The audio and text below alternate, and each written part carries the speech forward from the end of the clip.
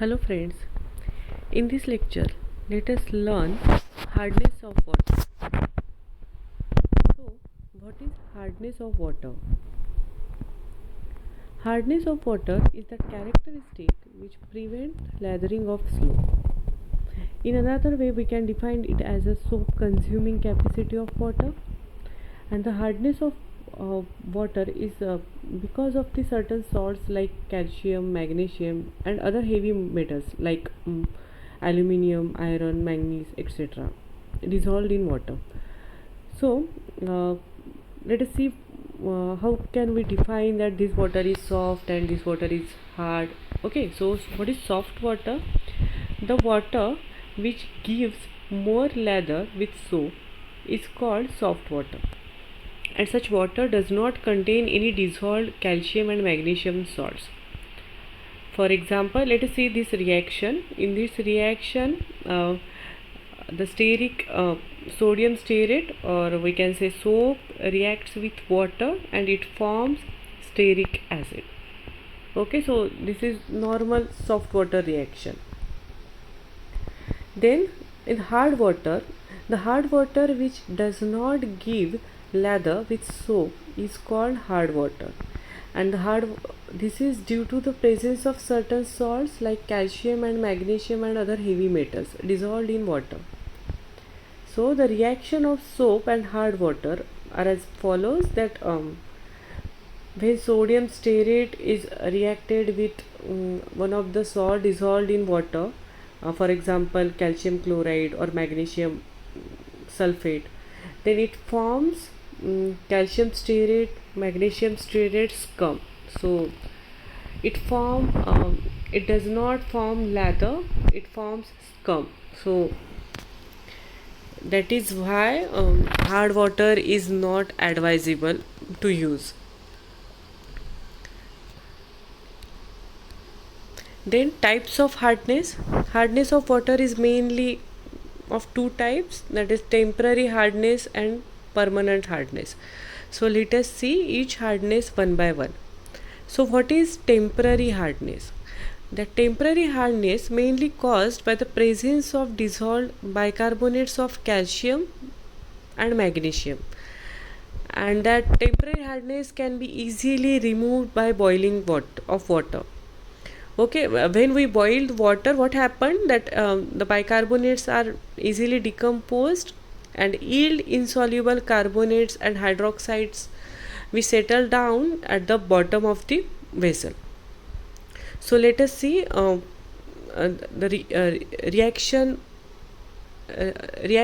of temporary hardness, the factors which responsible for the temporary hardness, that when calcium bicarbonate is boiled, the water which contained calcium bicarbonate is boiled, then what happened, it forms calcium carbonate, and magnesium bicarbonate after boiling it forms magnesium hydroxide. Okay, so these are the reaction of temporary hardness water, or the factors which is responsible for the temporary hardness. Temporary hardness is also known as carbonate hardness or alkaline hardness, and this hardness is determined by titration with hydrogen chloride using methyl orange as an indicator. Okay, the next, permanent hardness. The permanent hardness is due to the presence of dissolved chlorides, nitrates and sulfates of calcium and magnesium and iron and other metals. Calcium chloride, magnesium chloride, calcium sulfate, magnesium sulfate, etc. These are the salts responsible for the permanent hardness. Then permanent hardness cannot be removed by boiling.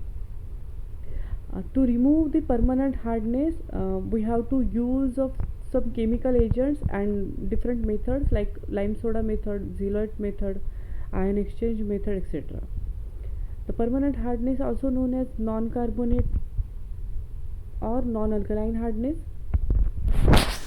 Okay, and we can determine a temporary hardness experimentally, we can determine total hardness experimentally easily, and then the difference between total hardness and alkaline hardness or temporary hardness gives us the non-alkaline hardness or permanent hardness. Okay. Then next, these are the differences between the temporary hardness and permanent hardness, which we had discussed earlier. So these are some points which differentiate temporary hardness from the permanent hardness. Then let us see the units of hardness. The widely used unit of hardness is parts per million, that is ppm, and milligrams per liter. So what is the parts per million means what? The number of parts of calcium carbonate equivalent to the equivalent hardness present in 10 raised to the power 6 parts of water. And as all of you know that 1 ppm equals to 1 milligram per liter. Okay. So then these are the other units of hardness, but which is not used widely. So here we have to concern only about ppm and milligram per liter. These are Clark's degree French. These are the other units of hardness of water. Okay. At the bottom I have given some the relationships between various units of hardness.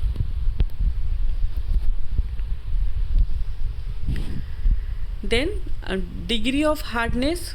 So hardness is expressed in terms of equivalents of calcium carbonate. The calcium carbonate is easier one, as all of you know its molecular weight is 100, so we can easily convert any factor into the equivalents of calcium carbonate. Okay. So this is the water hardness scale.